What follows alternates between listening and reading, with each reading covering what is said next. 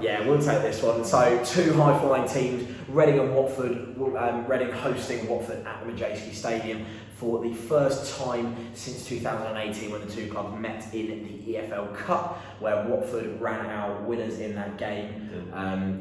I definitely was not at that game, and Tom definitely was not at that game. It's not like we go to games, we support our team. We were both at the game, we didn't know each other at the time, and that's the beauty of football. You really enjoyed it. You really enjoyed that game. I mean, we can't. The issue with Reading and Watford being that you're a much better team on paper than Reading. Yeah. You've obviously not played us in the league since March 2015. In that game, I believe you actually beat us 4-1. Yes. That was, you absolutely wiped the floor with us. Have you ever beaten Reading 7-1? No, you haven't. No, we haven't. I have Norwich. Yeah. I wondered what you meant. Have you conceded a goal in the 97th minute in the league where you're in the season where you're meant to absolutely walk the league? I don't think so. Let's not go there and let's not take digs at each other because let's face it, I'm going to get absolutely trounced by both of you.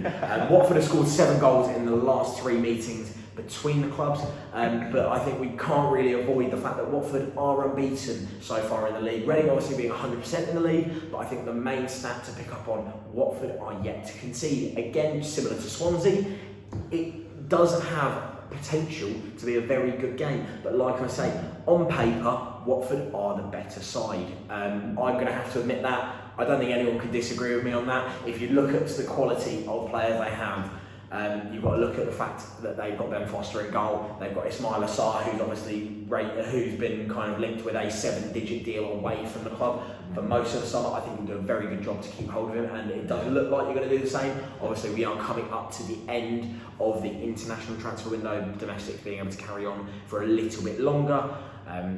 But I think realistically, it's going to be one of those games, I think, for me, where I'm going to have a lot of frustration. You're probably going to get a lot of joy. Ducker's going to get a lot of joy watching both the reactions. And that's as long as we beat Derby. That's Derby. I wouldn't care what happens in the game. But no, well, it's going to be a highly contested game. I think the main point to see here is, like you say, Watford haven't conceded. But the thing is, Reading have been so strong this season. Obviously, you beat Cardiff in the last match, and Cardiff they're no mugs. They're a very, very good side at this level. They set up well. Exactly. I mean, so to score 2 goals against them, you score 2 goals against Derby, who again are no mugs. Yes, they've had a poor start, but they're a very good championship side. So it's going to be highly contested. Obviously, I think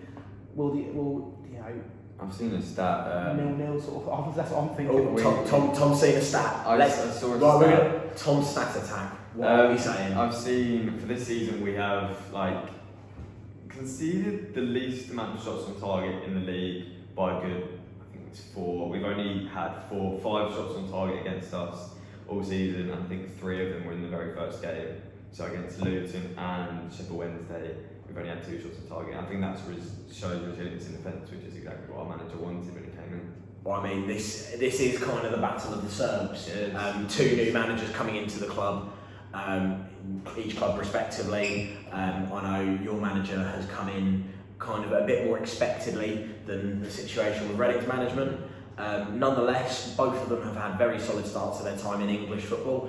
And like you said, your manager's come in with a goal and he's so far achieving it. Yeah. But tying into your little stat just here, I'll bring on to a bit of team news. Obviously, in Reading's last game against Cardiff, we had 3 players going off injured. So all 3 of our substitutions were used on injury. That is Lucas João, our firing striker, who is very, very solid. Now, the interesting one with Lucas João, so he dislocated his shoulder against Cardiff. Earlier in the week, it looked like he was going to be a dead cert not to play. He's been Veljko Paunovic medically advised not to include Lucas João in any of his plans for this game. However, he has recovered impeccably, which is full credit to Lucas João, and full credit to everyone who's managed to get him back to fitness. He is still going to be a last-minute decision. And again, it will be a risk. Because, I think with such a key player, I think you expect him to play now. It's an interesting one because especially we've got to bear in mind now we're going into the international break. But we did that after the restart with Lucas João. We brought him back from injury too quickly. He injured himself again and was out for the rest of the season. So with him, we need to wrap him in bubble wrap because he is our goals. He is our main firepower. Also went off in that game was Yaku Mate, who is another part of our firepower. So again, this is really looking good for you here, Tom. Me saying that if these guys aren't fit, I'm hoping Mate is fit to play because what looked like at the time was an ankle injury turned out, I believe, to be just a bit of cramp. Maybe that he can't start the game, we don't know.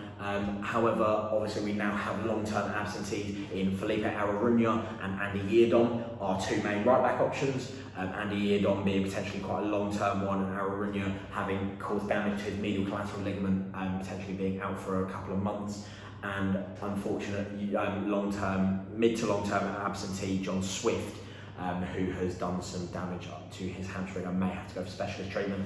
So we're without quite a lot of threatening players potentially. What have you got in terms of your team? I think in total we've got about 10 injuries. Obviously the major ones are Troy Deeney, who came back for about 5-10 minutes against Luton.